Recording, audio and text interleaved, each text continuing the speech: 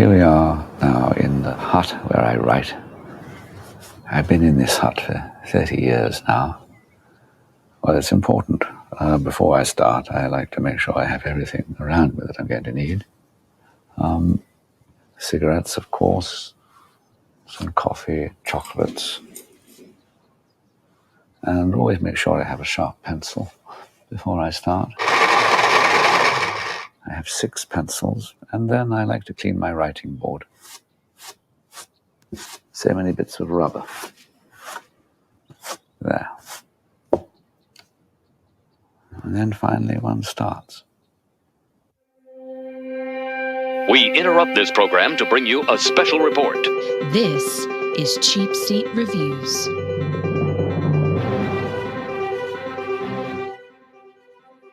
Hello, and thank you for listening to Cheapseat Reviews, the podcast that explores the Hollywood film industry for the greater good. For the greater good, he said excitedly as he stared into the camera looking at his friends within the picture, so that eventually Sean then said, Oh, I was going to say whatever you were going to say I was going to say. Pensively, he uttered his remark, yet Andrew giggled in the background as the smiles continued on Sean's face. Yes, perfect. You did exactly what I was hoping you would do. That was fantastic. Thank you. Sean then said, this is episode 455, and tonight we're talking about the wonderful world of Henry Sugar, he said. He said, right. And you got to break the fourth wall. You got to keep looking at the camera. Well, I've been looking. Yeah. So I have to look off camera when I deliver the line, and then look at the camera when I said, "I am." Wes Anderson is so weird. He's so weird, but I love it. Okay, we're gonna do the normal intro. I've interrupted the show multiple times recently, but I have to ask: is this a normal Wes Anderson film? Yeah, pretty well. No, he doesn't do the storytelling where it's a script, right? You're reading every bit of the script, but it's very Wes Anderson in its makeup. Yeah, and yeah. I mean, I could tell by the color palette. Yes, and by the stage direction, right? It's a lot of people staring at the camera, delivering dialogue. Yeah, that's a lot of it. This is my first Wes Anderson film I've ever seen. Really? I've never seen any of them because there's so many good ones. I know. There really are weird. They just didn't appeal to me. They all just so strange. It's like finding a different piece of candy that you like that in a jar that you normally wouldn't find it in. It's like it's going to a bar, a thing of chocolates and finding a Twizzler stick. Okay, that's kind of how I like it. It's like it's just different. It's just completely different, but it kind of itches that taste bud every now and then. Yeah, I mean this has put me in the mood to want to watch some more of his movies. Yeah, I don't blame you. One of my favorites, and I recommend that if either of you haven't seen this or listeners haven't seen this, The French Dispatch is phenomenal, and the music to that is great as well. Is that a new one? It is. Yeah. Okay, I haven't seen that one yet. Yeah. Okay. Sweet. Wait a minute. Is that Wes Anderson? I need to make sure. I feel like I'm pretty sure it is. Yeah. Is that? Yeah, it is. Okay, yeah. Just making sure, because I had a moment of like, oh my God, maybe that wasn't him. But no, it is. It really is. It's one of my favorite ones of his.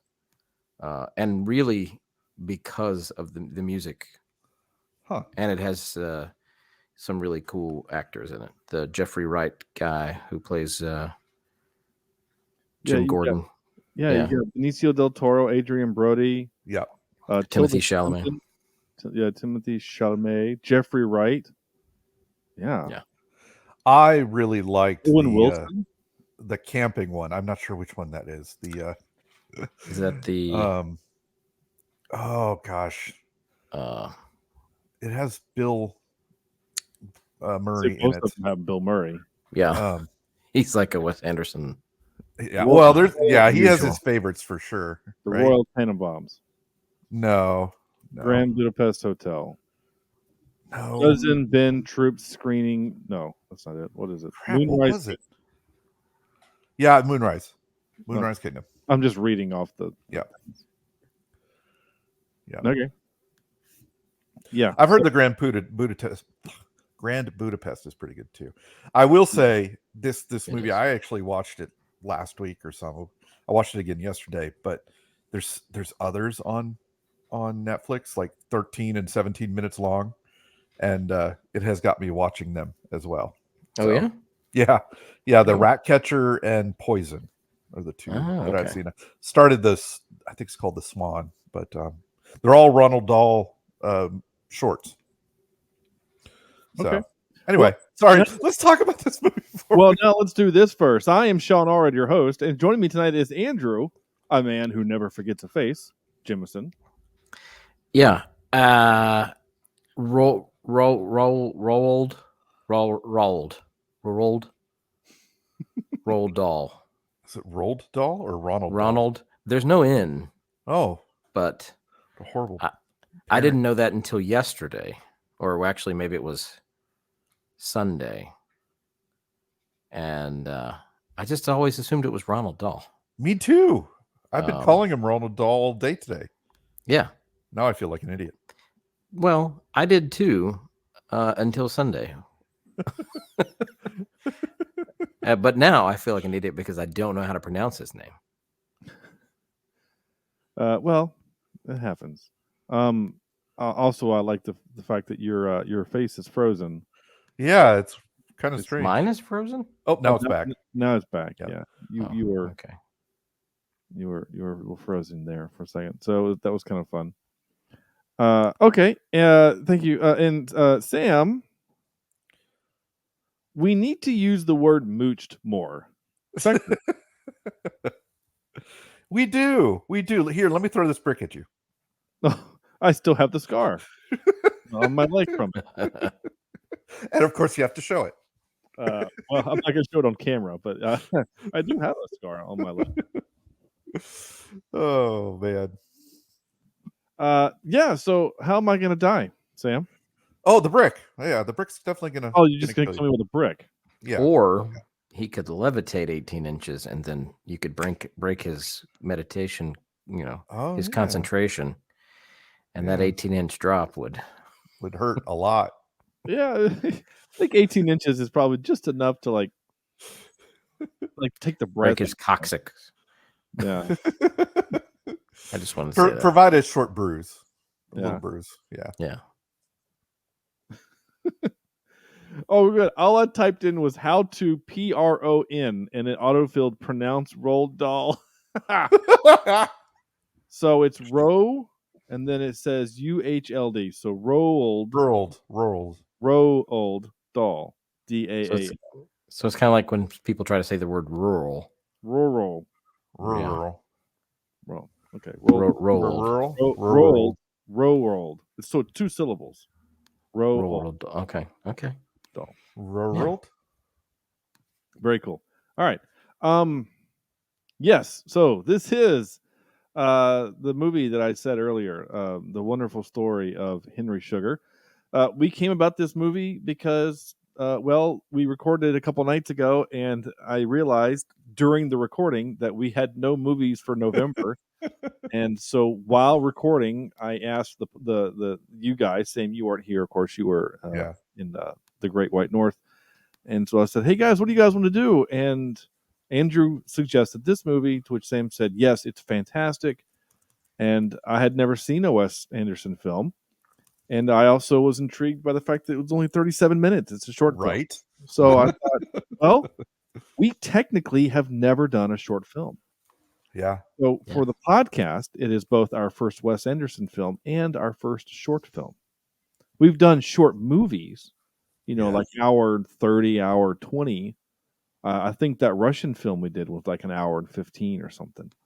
But this is a true short film. This was 37 minutes. And boy, I am so glad you guys suggested this. This was really I was in such it's not a bad mood today. I just was kind of feeling bummed out. And it's one of those like, someone was like, "Are you feeling all right?" I'm like, "Nah, no, but I'll be okay because I got the podcast tonight, and that always cheers me up."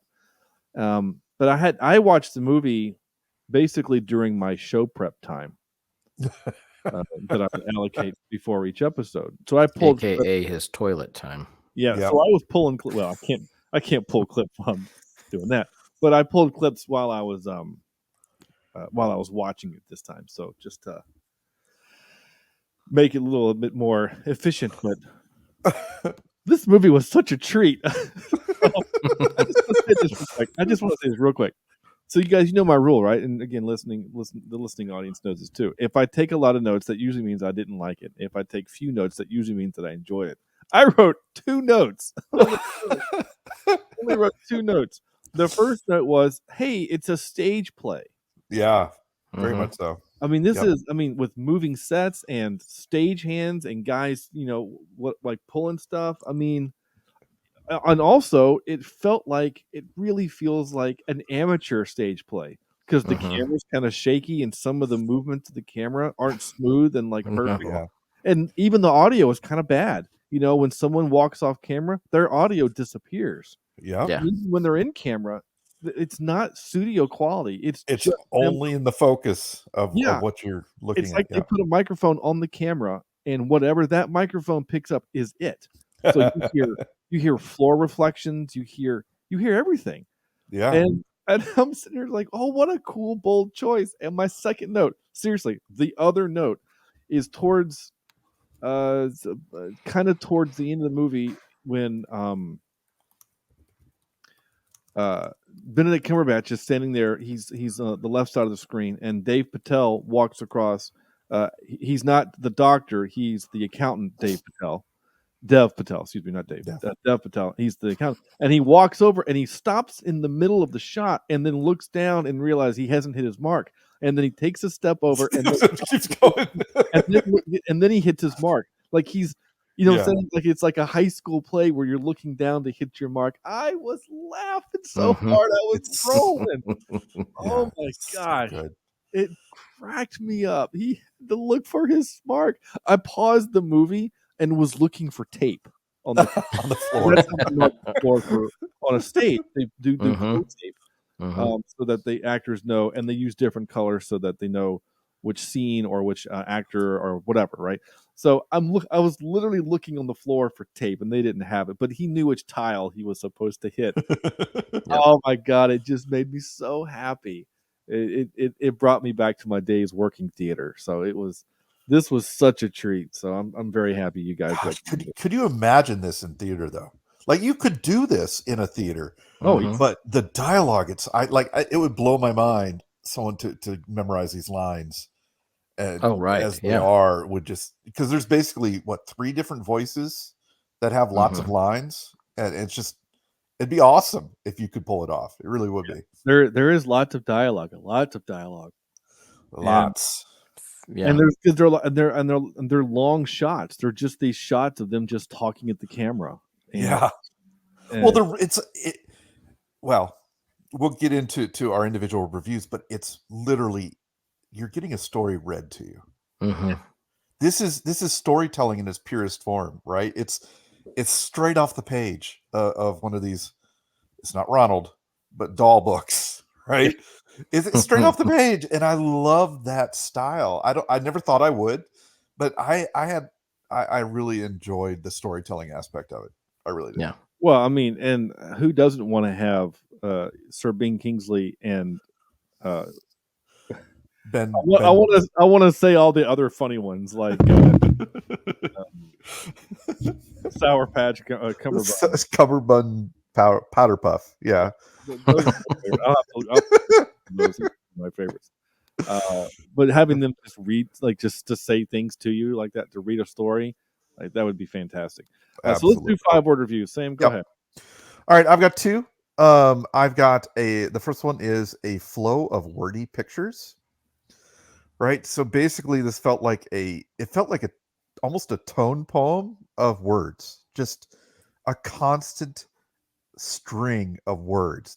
I don't think they stopped talking unless it was to make a point, maybe 3 or 4 times throughout this entire 30-something minute film.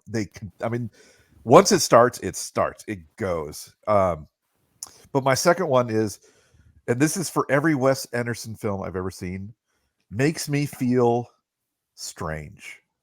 Yeah. There is just something totally, completely off about his filmmaking that just isn't, it's not the uncanny valley, but it kind of feels that way a bit when you compare it to other movies. He has a style unto himself, and it's different, and it takes some getting used to. But once you're kind of used to it, I enjoy it.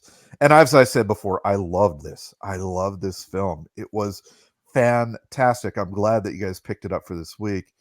I thought the story was amazing. I thought, it didn't go where I thought it was going to go, which is perfect. The visuals are just, how can you can describe these things? The yogi starts levitating, but he has to move a box around that's painted to match the background behind him. And then it says stage prop or something. Production company or something. It's just an Apple box. That's what that's called. An Apple box with a pad. Yeah. When he turns it sideways as the camera, tracks by it, it just says production. Like it's so funny. Like I love those details. And I think the quirkiness, I'm glad I don't watch a whole lot of this all the time, because I think it would lose the magic. Yeah. Right. But the quirkiness was absolutely refreshing after our month of October, and the movies that we did this past month. So I do appreciate the palate cleanser that this one provided to us. But the acting was superb. Half of them looked like almost like self-sure rookies doing a great play, right? So it's I think they did wonderful. I thought every aspect of it was wonderful. The acting, the visuals, the direction, the story in itself. I thought it was a fantastic little film. Okay. By the way, I found a Benedict Cumberbatch name generator. Of course, there'd be one. So here's just a few that I found so far. Brewery Cumbershack.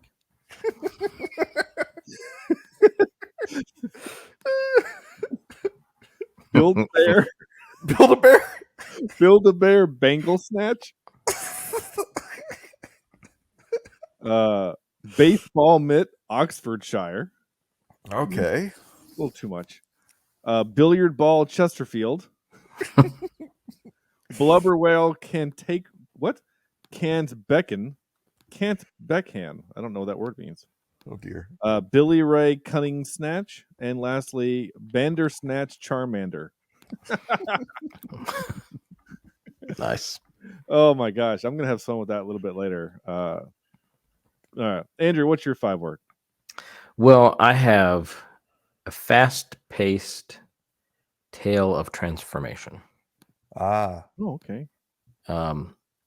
Because you really do. I mean, I love Wes Anderson in the fact that in a lot of his movies, you get different stories that are all connected.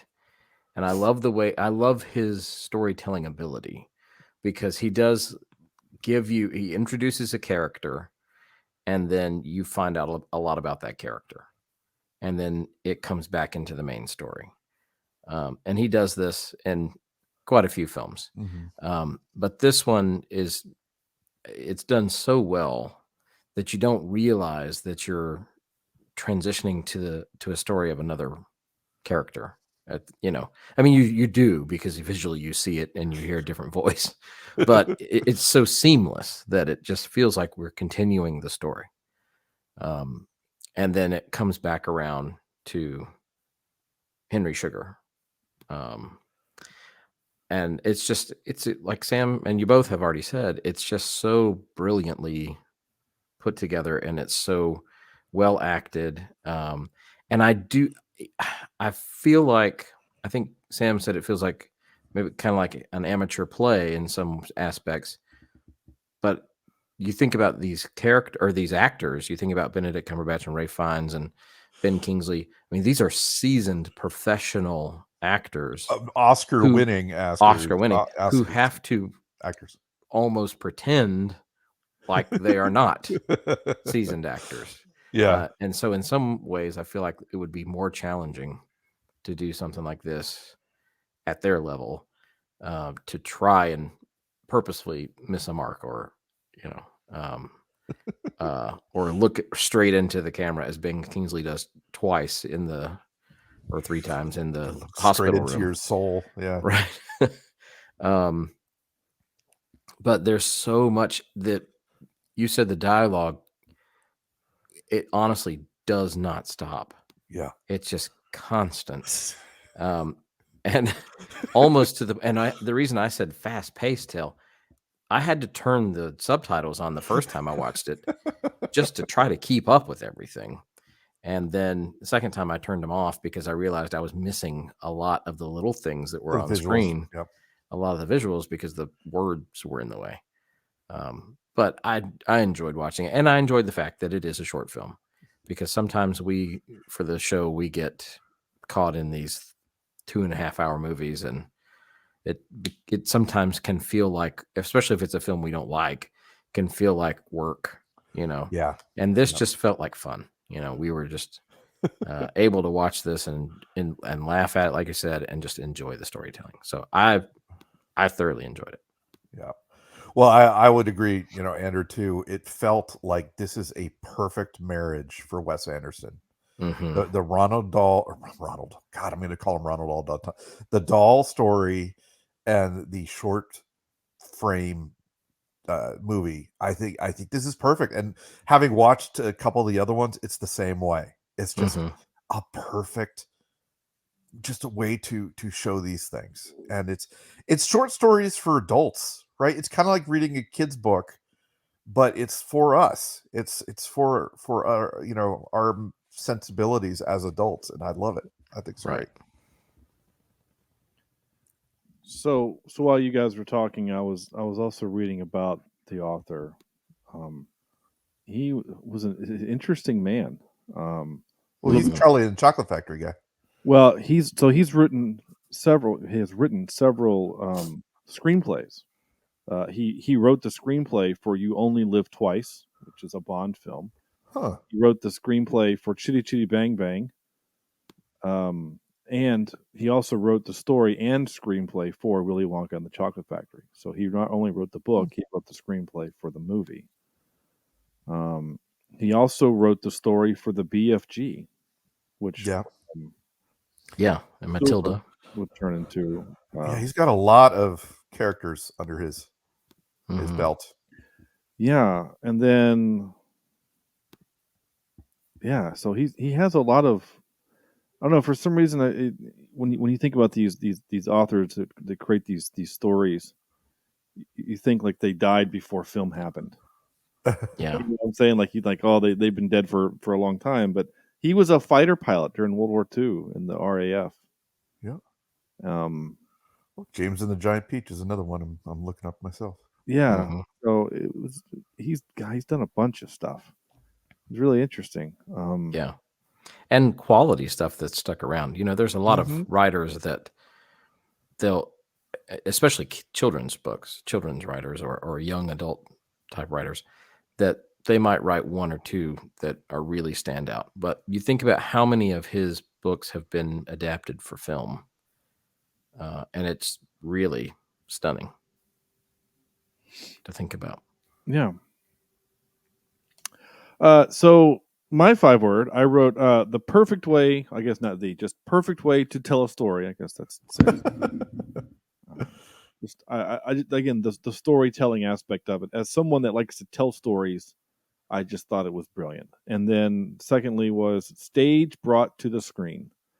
Yeah. And now we've reviewed a movie that was based on a stage play. Ma Rainey's Big Black Bottom was. That's true. Yeah, forgot about that one. Turned into a movie, but it was still presented like a movie, right? The camera is amongst the actors. They're not looking at the camera. They're talking to each other. They're interacting with each other. It's still made like a movie, but the stage play part is like, we're in the downstairs studio and we talk for a long time. Then we go upstairs to the studio and then we talk. And then we go back. Like, we don't change scenes very often like a movie does. This was the same thing. We go to this one place, and then, we're either at the casino for a little while, and we might go in and outside, but we don't really change scenery very much. Or we're in, India at the. I mean, like, I love the little bit where when he's learning, or Ben Kingsley is learning from the guru, and he's sitting in a little chair, and they get this wide shot, and you see Benedict Cumberbatch sitting there to pull the rope that's going to slide him to the other side of the frame. Just little things like that were so fun and clever. So I really adored this movie. The color palette, very Wes Anderson, lots of kind of pastels, and oranges and kind of muted colors. Like it's not dull, but like there's what am I trying to say? It's not like there's a lot of vibrant, like there's lots of colors. Like the background you have right now, Sam, for those that are listening, it's like, this foliage. So like green is a bright color, but it's not like so green that it hurts your face. Like it's just, it's very painted. It is. It's yeah. It's like every scene is a matte painting. Yes, there you go. Which is basically what a stage is. There's a flat, is what they're called. The backdrop behind a flat.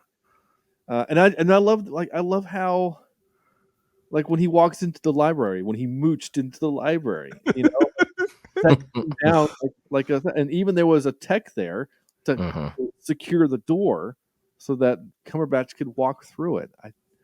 Oh my gosh, the technical parts of this movie were just, I was engulfed into that moment. Like the movie pulled me in to the stage play portion of it. Absolutely. I really enjoyed that. Well, and you think too, they had to rehearse all that too. Even though it's made to look like it's not really, put together, they had to rehearse when the tech would come out and secure the door, and just like you would with an actual stage play. Yep. Yeah. The big difference is, for a stage play, you wouldn't see the tech. They would be wearing black, and they would turn the lights off. They would be very well, and a lot of them too looked like something you'd see in the 1930s. Yeah. Or like there's something historical to them. Well, they were dressed from the time period of which the story of the movie, or the yeah. So like when they're in the hospital, or not the hospital, but like the library, that's like the 1930s. So that makes sense why that guy was wearing like a driving cap and suspenders, and it was just, all that stuff was just so clever. I really enjoyed it. And there's not a lot of trivia on this thing, and I was really looking to see if there was any trivia about Sir Ben Kingsley's wearing that big thing and being able to walk around. Like, could he actually see, or did he just, was everything rehearsed so many times that he just had to memorize how many steps until the door, like things like that. There was no trivia on that. But the one piece of trivia I thought was interesting, that intro clip that I played was all ad-libbed by Ray Fiennes. It was all ad-libbed. So I thought, because I wouldn't be surprised there'd be ad-libbing with that. Well, basically, with this type of style, that's crazy. Yeah, well, the way the trivia read basically is that the director had given Rafe all these, audio recordings to study and things to study of him. Yeah. So when he's in they're in that studio, he's just getting into character, and he's just kind of doing this little thing. And he goes, "Wait a minute, hold on, what are you doing?" He's like, "I'm just, He goes, "This is great. Let's get the camera rolling. Like, start over." And so they just recorded it. Of him doing all these little things, and they said there was like 5 or 6 different takes that are all just a little different of him kind of getting ready to record. So, or to write. I mean, and I just and I almost wish I knew that before I watched the scene, but that was the main reason why I picked it to be. Plus, I just love how it introed the podcast. I thought really nicely, and you begin, and then the show starts. I thought that right. I was just looking at the picture of him, of Dahl, and I guess they took a different approach because Ray Fiennes doesn't look anything like him. No, but it's not too bad. You still get the idea though of who he is. Yeah, whatever. The room looks perfect. Yeah, and I love how they made, and I mean he really was apparently, but I love how they accentuated his OCD and his like meticulousness for everything. You know, as it went through in that first clip. I have 6 pencils. I have to dust off my writing board. You know. Yeah, it was all of it was just really good. And I hope you didn't ask any of your trivia is about stuff on the wall in his room because I wasn't paying attention. But it's hard to pay attention to anything but the dialogue, really. Yeah, I mean, there's a lot going on. Yeah, there's so much happening, but we'll see how it goes. I'm not sure what else to say because it's a short film. It's a short film. Yeah. And we haven't really talked much about the story itself. You mentioned earlier, Sam, that the story didn't go the way you thought it would. I had no expectations at all. So, like, as the story is going, because it's funny, the movie is called The Wonderful Story of Henry Sugar, and it feels like 2/3 of the movie isn't about Henry Sugar. Right. It's about the guru or the Bing Kingsley learning this ability to focus his mind so that he could see, create, he has this great his eyes. Yep. Yeah. But like I was saying, the stories are so well woven together that you have to have that first part about him to understand what's happening with Henry later on.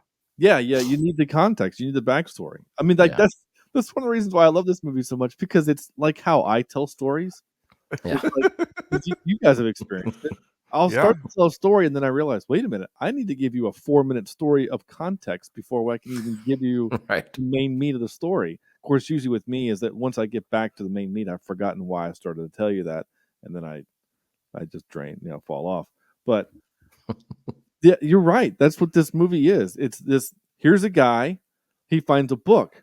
We read the book, and so in order for him to continue in the story, we have to read the book, and so the book is read to us, and I really loved everything about it. I want to watch this movie again, and being only 37 minutes, it's easy to do on my lunch break. But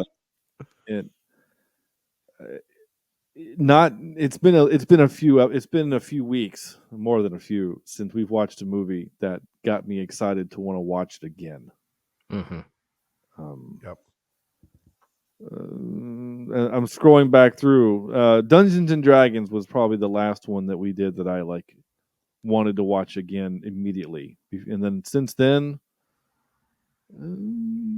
maybe Bullet Train. So, which was back in May. So it's been a minute.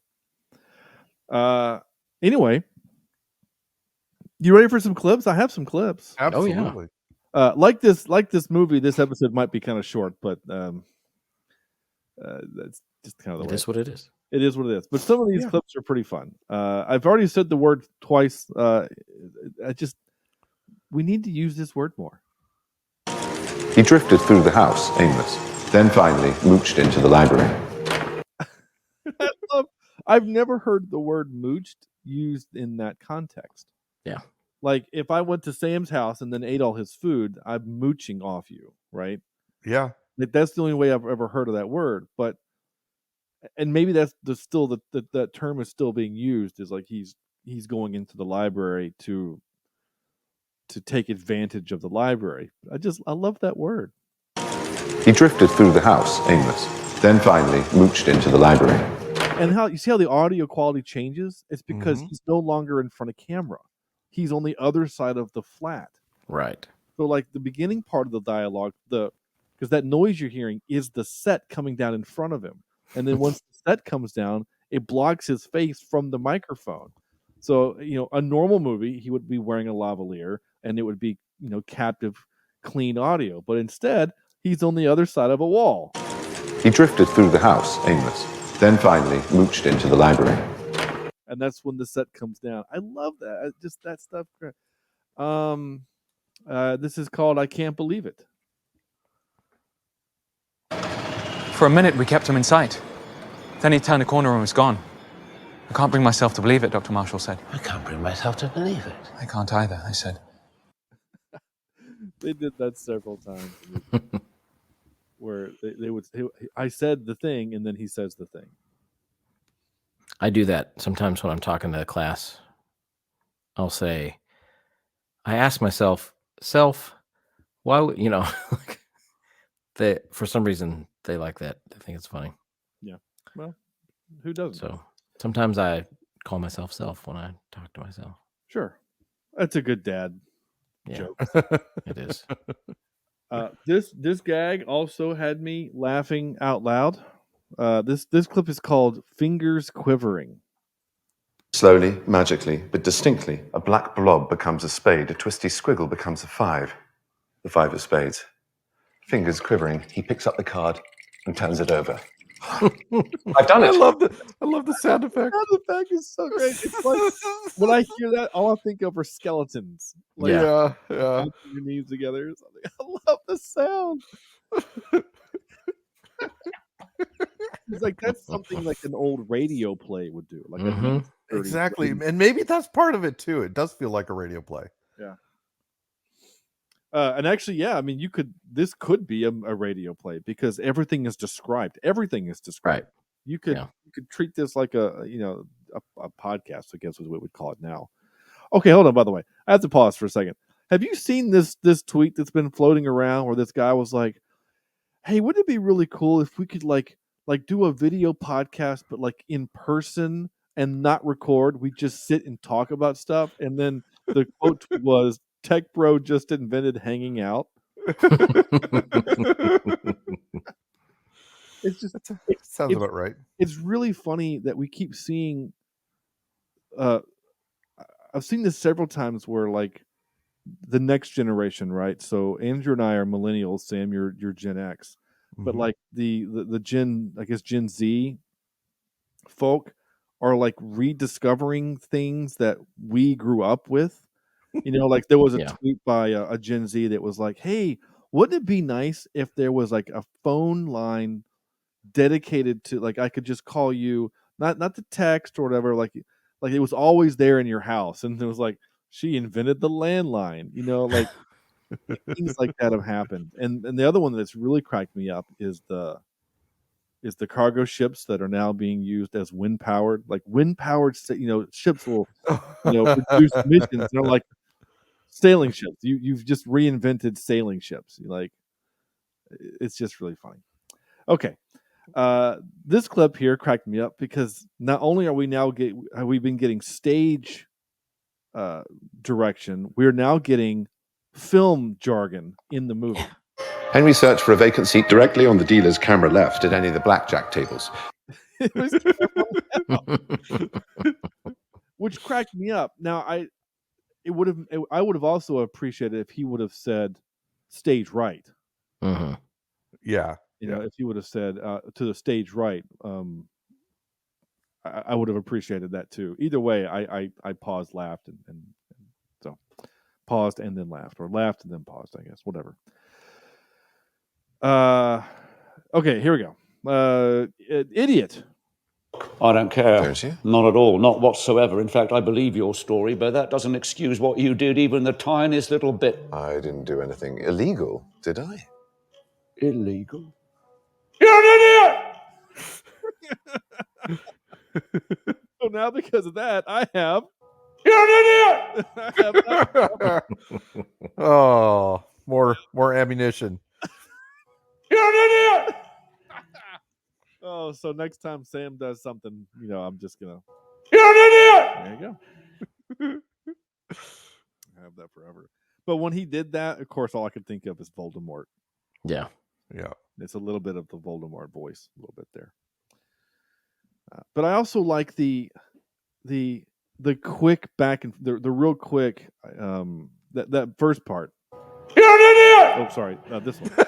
I don't care. Not at all. Not that real quick Yeah. I don't care. Don't you? Not at all. Not whatsoever. In fact, I believe your story, but I just that real quick.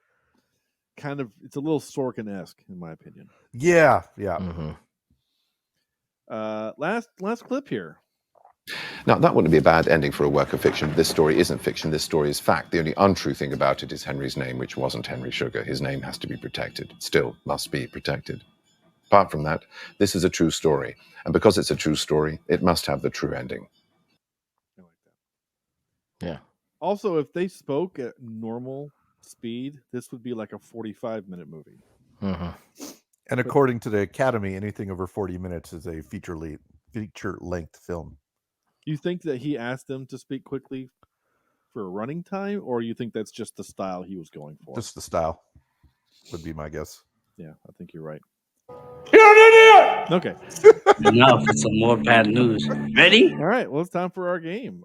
This is the game called Hey, Did You Notice? This is a game where Andrew has found little details in the background and is going to ask Sam and I, did we notice them? And probably not, but we'll find out. Yeah. This is not going to be a good one tonight. I feel it.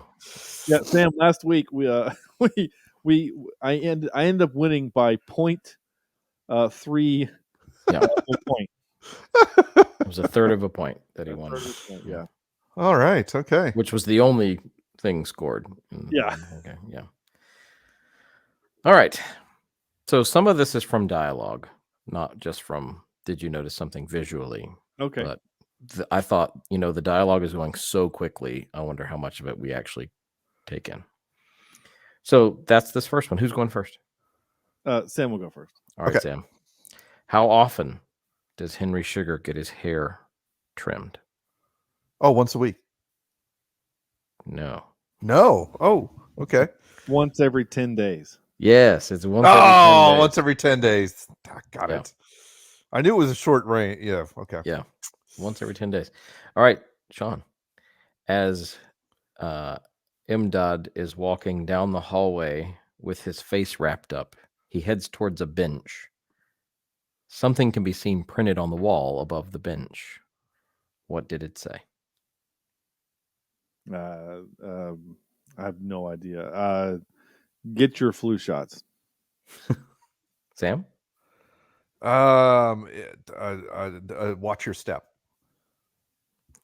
It said, please keep your hospital clean. Okay. Yeah. All right. Sam, the doctor says that Imdad's show lasted 2 hours. What acts went on before Imdad's act? Can you tell me how many? He mentions 4 others. God. Jugglers, magicians, a tiger wrangler, and a snake charmer. All right, Sean. How many? He got a couple of those right, though. I'm not going to say until you. Sam got the juggler part right. I remember the juggler. I also remember the sword swallower. The sword swallower. Yeah, yeah. Dang it. It was the juggler, the sword swallower. The snake charmer sounds kind of like it would be a thing, but I don't think that's what he was said. But it sounds like, regionally correct. But it's a juggler. Wasn't a mime. Was there acrobatics? No. Yeah, those are the only 2 that I remember for sure. Was the sword swallowing and the juggling. Okay, so you both got 2. Oh, all right. Okay. Nice. So juggler, sword swallower, and snake charmer. Sam said snake charmer. Okay. Heck yeah. Yeah, and the other one that nobody mentioned was fire eater. Fire eater. Okay. Yeah. It's so dumb how my brain works, because while Sam was reading them off, like the ones you were saying, I had fire breather in my head and I just forgot to say it again. Dang. All right. I'm still winning by a point. All right. Sean, this is yours. Yeah. Ray Fiennes' character, or he also plays the character of a policeman, as we just heard. What's his badge number? What is his badge number? Are you serious? And it's not just his badge number. It's like on his shoulder in giant Yeah, giant it's letters and super obvious, and I looked at it and thought, it's too obvious. Andrew won't ask me that. Oh my gosh, it's too. But I don't remember it. 6969. I have no idea. Sam. And I have no time to go look it up. I would say 45281. It is X568. Yeah, X568. Yeah, I see it here in the picture. Yeah. Dang. All right. You know what would have been a good question also to ask in that very same shot, Andrew? There are umbrellas in the behind Ray Fiennes in the hallway. How many are there? Yeah. Three. Yeah, I was going to say it was 3. I caught that, and that's not one of the questions, but yeah. All right, so I actually have 2 more questions, just because I wanted to see if you noticed this. Wow. So, in the same scene where the policeman is there at Henry Sugar's house or apartment, his apartment number is shown on the door. What is his apartment number? I just had that picture up and I didn't look at it. Is this to me or to Sean? This would be to you. 18? No. Apartment Sean? 18? No. He's on a higher floor. I would assume that the like 416. I don't know. 6. Apartment number 6. Okay. Yeah. All right, and so the last question, and this one I thought would be kind of obvious, but I wanted to ask it anyway. As Ray Fiennes is playing Roald Dahl, and he begins to tell the story of Henry Sugar from his armchair, there's something above his head that's missing in this picture that reads 2 words. What does it say? I got this if Sean doesn't. Go ahead. You don't know it? No. It's Happy Birthday. Happy birthday. Yeah. Oh, nice. Yeah. Because I noticed that too when I saw your picture. I was like, wait a second. It doesn't have the happy birthday message up there. That's why I chose this picture. Because it's missing that banner. Very so there we go. I don't know who won. I didn't keep track, but I think we tied. Actually. Yeah, 3-3. Okay. Yeah. Cool. And Botany Cumbersniff appreciates. Nice. Or Bunsen Burner Charmander. Yeah, that's a good one too. Bunsen Burner. All right. Well, that was fun. The only other piece of trivia I wrote down was it also reunites Ray Fiennes and Ben Kingsley 30 years after Schindler's List. Yeah. Wow. Yeah. Time for this. Wait, what's supposed to happen? This is where we give this movie a score from 0 to 10. And we start with Andrew. It's a 7.4 on IMDb. I'm going to go probably as many different names for Benedict Cumberbatch as we've mentioned and say 8.5. All right. Yeah. Yeah. I thought it was really well done. Yeah. Okay. Sam. Yeah. It's the perfect little tight box. It's a gift that is perfectly wrapped with no extra space. It's absolutely amazing. I'm going to give it an 8.67 out of 10. All right. I can't really disagree with any one of you. When I saw the score on IMDb, I thought that seems a little low. Right? I wonder who didn't like it. There's people out there that absolutely hate anything Wes Anderson does. Like, it doesn't matter what he does. And they don't get it, and they don't appreciate it for what it is. Yeah. And that's fine. It's just one of those well, then don't watch it. I don't know. Like if you've watched, it's just like I've watched 2 or 3 Ben Stiller movies. I didn't like them because of the character he always plays, so I don't watch more of them. Yeah. Why? Now we are going to force Andrew to watch a Nicolas Cage movie in December, but it's different because we're forcing him to do it. So it's not like he's seeking out Nicolas Cage movies because he hates Nicolas Cage. Anyway, my point is that I'm also going to give this an 8.5 because this is a really good movie, and I'm going to suggest my wife watches this with me again. I really enjoyed it, and again, it's also short. Is what helps. So, yeah, that gives us a score of 8.556 and that's one of the higher movies we've watched in a while. I know, right? I have to go all the way back to Indiana Jones and the Last Crusade to get near that score. And then even farther still, Guardians 3, and then Top Gun Maverick. So, not that we've done any. We don't have. I'm trying to. So I'm scrolling back here. If you, besides Halloween Ends, which Sam got a score of 3.06. Oh wow, that bad, huh? Yeah, we did not like this movie. Yikes. Andrew liked it the most at 4.8. Wow. Okay. Chris and I both gave it 2s. That's too bad. Now I feel bad for Andrew because I totally didn't remember that he hadn't seen any Halloween movie. Yeah. Oh no, the first one. So. And then, yeah, okay, because it did start out on a good note, or at least something. Yeah, decent, the Halloween 2018 we both liked. You and I remember we enjoyed, and Halloween Kills kind of whatever. But Halloween Ends is. And I know that some people, I've seen a few people online that really, really like that movie, and that's fine. Like what you want to like. I have no problem with that, but I just didn't at all. Yeah. But you do need to watch it at some point, Sam, just so that you can add your score to the thing. Because I'd be curious what you would score it, and plus you need to see how this series ends. Yeah.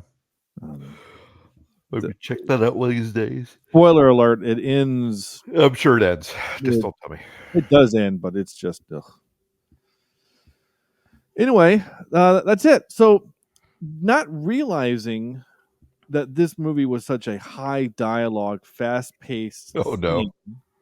I scheduled an Aaron Sorkin movie next week that I've been wanting to watch for the show for a long time because I really, really like this movie. So, do we change it up and do not a heavy dialogue movie next week and do an action-y kind of thing next week? It's up to you. And then do the Moneyball the following, or Moneyball is the movie. Do Moneyball the next week. What do you think? I'm good either way. I remember liking Moneyball, so. All right. Well, then let's do that. We'll break up the high heavy dialogue, fast paced talking with an actiony, slightly horror kind of movie. So next week we're going to do a movie called Upgrade. And I saw this movie right after it came out, streaming several years ago, and was just floored by how good it was. So I'm really excited to see you guys. I remember an NPR interview about this movie. Oh, interesting. Okay. So that's kind of crazy. Hopefully you remember something. You can bring that to the table next week. Yep. So yeah, next week we're going to do Upgrade. So stay tuned for that. And yeah, sorry, I got confused for a second. I was looking at my episode numbering, and I thought that I told you wrong for the episode. We're good. Anyway, that's it. That's the show. Thank you so much for listening. In the meantime, once you're done listening to this episode, go back to our website, cheapseatreviews.libsyn.com. There you can find links to all our stuff. Go visit us on YouTube and leave us a review there. It would be really cool, or any interaction. Sam didn't have any crazy art this week, but it's a little hard. I was trying to get a Wes Anderson portrait of you, but none of them came out good. Like none of them look even close to what you look like. So. No, that's fine. It was funny when people started using the AI to make like fake movie trailers. The fake movie trailer of a Wes Anderson version of Star Wars, I thought was brilliant. Yeah.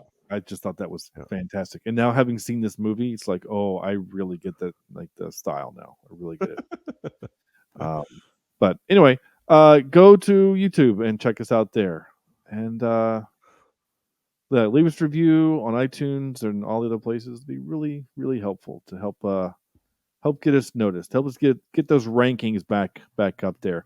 On a kind of a weird note, though, that I'm kind of annoyed by. So the company that tracks our downloads changed how they track downloads, and we lost. We have 20,000 less downloads than I thought we had. Oh, so no. we were sneaking up on 80,000 downloads as for the life of the show. Not anymore, but it's fine. We're not doing it for the numbers. We're doing it for the fun of it, and that's okay. It was a little jarring when I log in and go, oh, we are way less than I thought. Anyway, that's it. That's the show. So thank you so much all for listening. So next week we're doing an upgrade. So on behalf of Andrew, Sam, and Bumber Whale Waffle Smack, this is Sean saying thank you all so much for listening, and we'll see you next week.